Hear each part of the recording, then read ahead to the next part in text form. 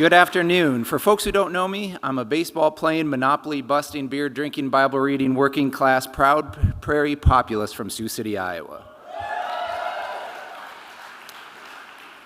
Currently, I'm an Iowa State representative, and in fact, I'm one of only two Democratic state legislators in the entire western half of the state, and I'm the only Democrat in 42 counties in northwest and north central Iowa.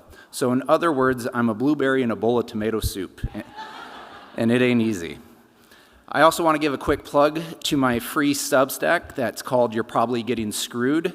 It's a weekly economic populist newsletter showcasing how we are living in the second Gilded Age. My first Netroots Nation was right here in New Orleans in 2018. And at that time, I was running for Congress against Steve King. I was running in a very conservative district, a district Donald Trump won by 27 points, and King was a 20-year incumbent, winning by 20 nearly every single time except for one.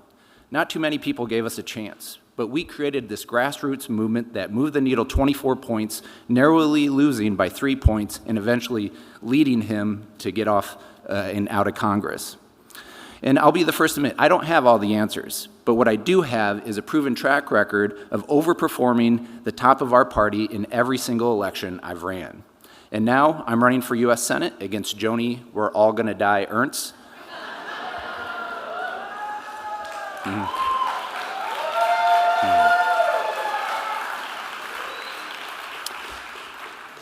But this past year's been a little weird. Back in Iowa, a lot of people know me for baseball. Last summer, despite not pitching professionally for 17 years, the Sioux City Explorers, our local professional team, reached out to me with less than 3 hours' notice asking me to pitch.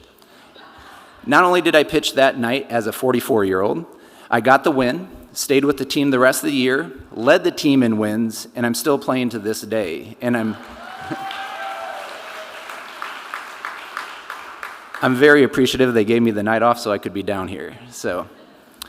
And over the last year, more people have come up to me to talk about baseball than politics. But playing baseball again now at age 45 as an underdog taught me a lot about politics, more than I ever expected. It also reminded me what it feels like to just be one of the guys. I spend a lot of time right now with my teammates who are young men who don't really care about politics, but who care deeply about their future. And it's in those conversations on the team bus, in the bullpen, or in the locker room, it reminds me why I got into politics in the first place. To me, being a Democrat means two things: standing up to bullies and standing with everyday people. Not the billionaires, not the lobbyists, not the TV talkers.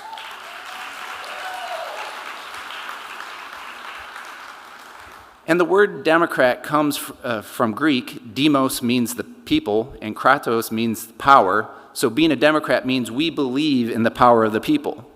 But let's be honest, right now this belief is being tested because too many of our leaders in this party have lost touch with the people. And the people I'm talking about, the good Democrats in rural Iowa knocking on doors in the snow, the union members from across the country making political calls after a long shift, and the young organizers sleeping on couches, fighting for the planet, for fairness, for human rights, not for money, but because it's the right thing. You probably won't see their names in the headlines, but they're the real leaders in our party. And too often, those folks get pushed aside when it matters most, and we've all seen it. We work hard to get out the vote, and then big donors get the best meetings out in Washington. And when it's time to run campaigns, it's DC's influence that shapes candidates and campaigns and ignores local leaders. When bills are written, it's lobbyists doing the writing, not the people working on the ground. And it's only getting worse. We have a problem on the horizon. You look at the U.S. Senate, by 2040, 70% of Americans will live in just 15 states. But every state still gets 2 senators. So that means 30% of Americans will control 70% of the Senate. And here's the tough part.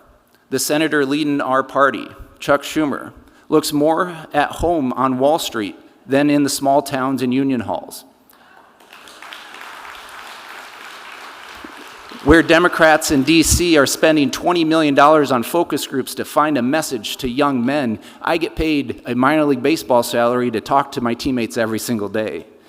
And I struggle picturing Chuck Schumer talking to my teammates back in Sioux City.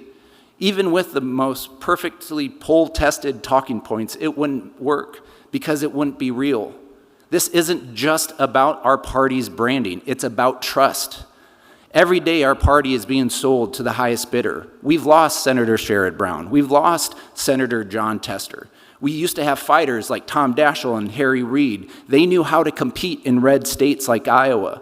They stood with working people, but now it's starting to feel like the Democratic Party is being run by Wall Street, and the American dream is slipping away. And let's talk about that dream. Today, the average home costs over $500,000. And even if you adjust it for inflation, that's more than double the cost than it was in 1974, the year Chuck Schumer first ran for office. But wages, flat. Family debt, sky high. Home ownership, out of reach for working people. Why? Because Wall Street is buying homes before families can. Hedge funds and big investors now own thousands of homes. They pay cash, they raise rent, and they leave first-time home buyers left in the dust.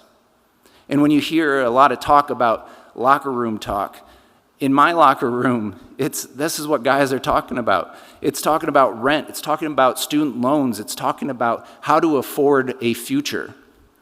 People want us to stand up to Wall Street. And if we don't, we lose trust, we lose votes, and we risk losing everything. If we want to be the Democratic Party, we have to fight for the underdogs, not the insiders, not the billionaires, and not the hedge funds. And look, I know something about being an underdog. I'm one of the oldest minor league baseball pitchers ever to play the game. Nobody handed this to me. I have to go out and prove myself day in, day out, pitch after pitch. There's no faking it in baseball, and there shouldn't be faking it in politics either.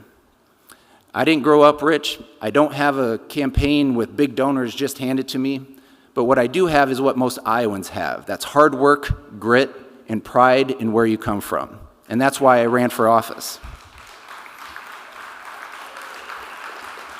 I ran for office for teachers like my grandma who paid for her school supplies herself, for the meat packers and laborers who feed and build the country, for the small towns that people say are dying but I know still have heart and strength. That's why I'm here with you tonight, because you are still in the fight too. You're the heart of this party. You are the ones who believe in real democracy. You are the politics that you know and believe that politics shouldn't stop us from doing what is right. And you believe that leaders should answer to people, not just to Wall Street. So let's take back our communities. Let's take back our homes. Let's take back our party. Let's build a country where underdogs don't just survive, they win. Thank you very much for having me. My name's J.D. Scholten, and I continue to stand tall for all. God bless.